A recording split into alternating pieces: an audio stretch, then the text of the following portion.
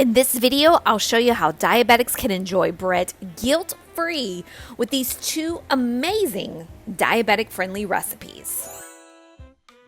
Preheat that oven to 350 degrees, and it's time to showcase our first ingredient, which is almond flour. Yes, indeed, you see that is great value, which comes from the awesome Walmart, because y'all know I'm bougie on a bayou. We're going to go ahead and add 1.5 cups of almond flour to our bowl.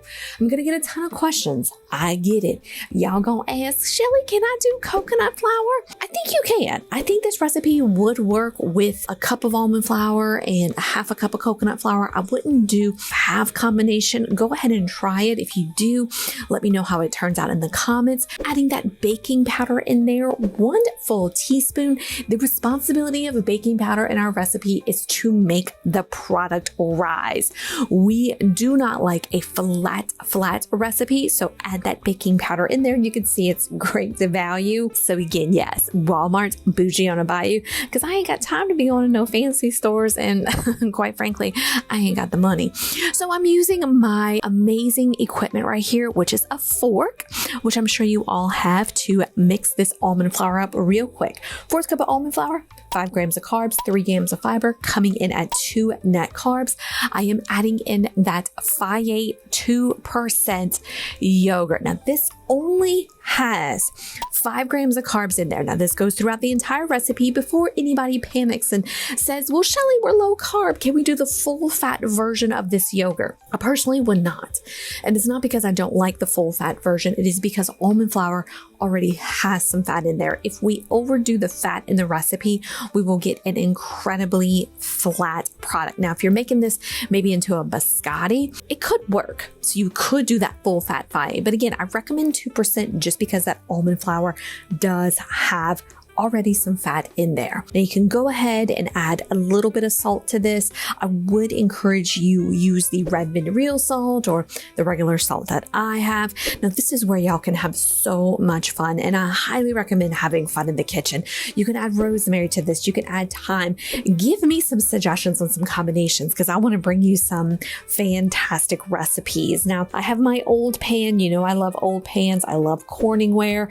Let me know what kind of Corningware you owned back in the day, if you had the multicolored flowers or the blue or that kind of avocado color. I used my parchment paper. You can kind of see I'm on the struggle bus of tearing it, and I just dumped the mixture on the parchment paper.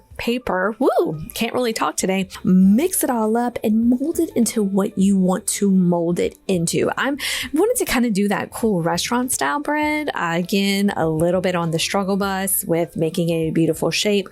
But gang, you have to remember, if you make a really thick shape, you're going to have to bake it longer. So just remember that. Before popping this bad boy in the oven, we're going to spray it with a little bit of our non-stick cooking spray. I did use olive oil base.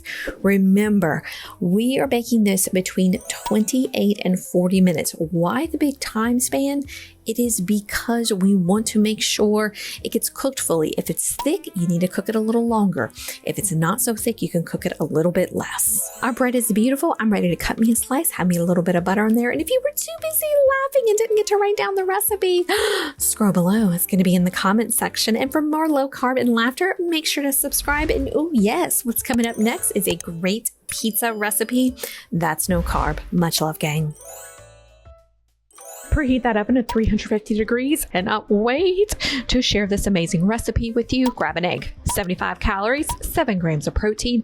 Grab a fork, give it a little whisk. And now, I guess you could use a real whisk. I mean, first off, I ain't got time for that. Second off, I ain't got fancy equipment. I'm bougie on a bayou, y'all. My stuff be coming from Walmart and Kroger, so there ain't nothing fancy in this kitchen. Add to this a cup of mozzarella cheese.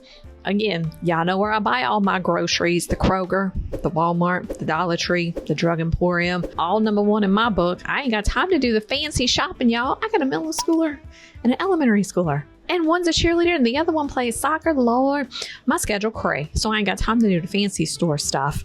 Give this kind of a nice little mix together. My seasoning of choice for this is the Redmond real salt. Now, granted, you can use whatever spice you like. This is how you can dress up this recipe to fit the taste buds of you and your family. And wait, what? No flour? That's correct. This recipe has a zilcho flour. Yippee.